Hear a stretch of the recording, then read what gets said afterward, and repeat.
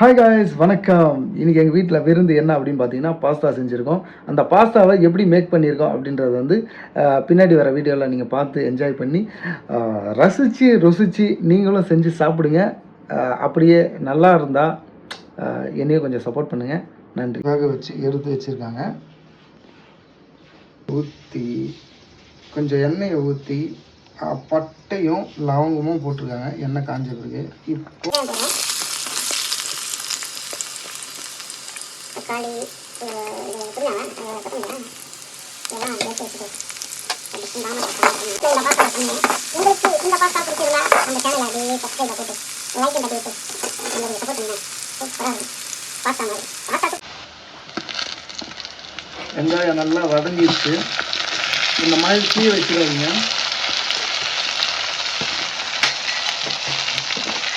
தக்காளி போட்டு இந்த மாதிரி தீய வச்சா தான் நல்லாயிருக்கும்.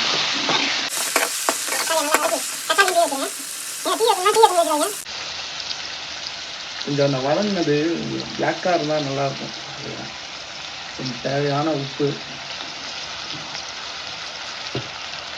தக்காளி நல்லா வதங்குற வரைக்கும் போட்டு அதுக்குன்னு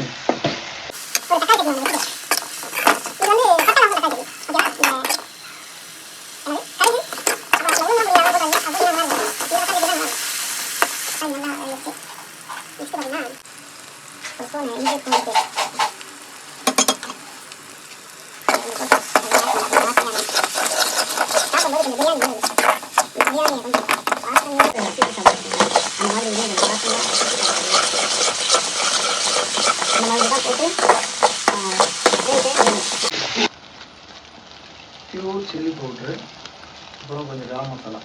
இந்த பிரியாணி லுக்கு வரும். சாரி, பிரியாணி லுக்குன்ட்டோம்னா பிரியாணியோட வாசனை வரணும்ல, அதுக்காக.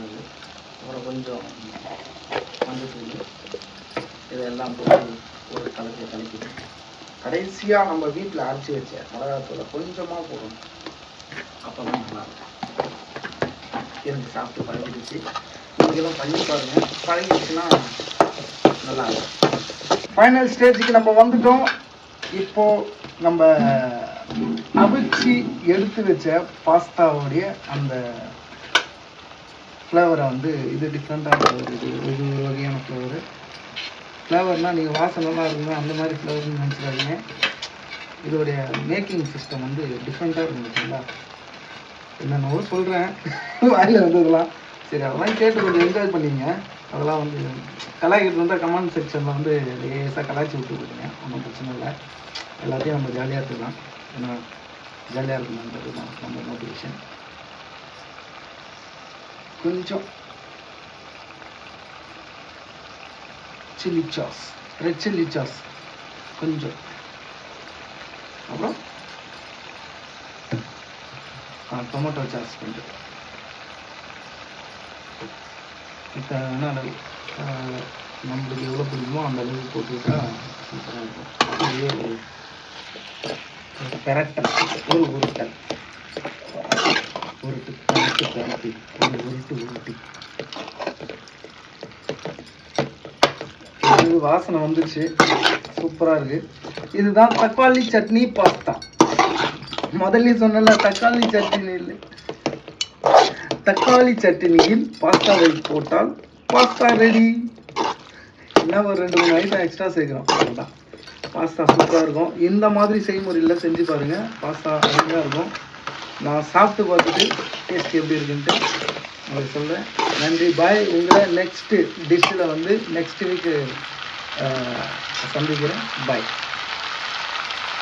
கடைசியாக புதினாவை மறந்துட்டேன், மன்னிச்சுக்கோங்க. கொத்தமல்லி புதினா போட்டாலும் நல்லாயிருக்கும்.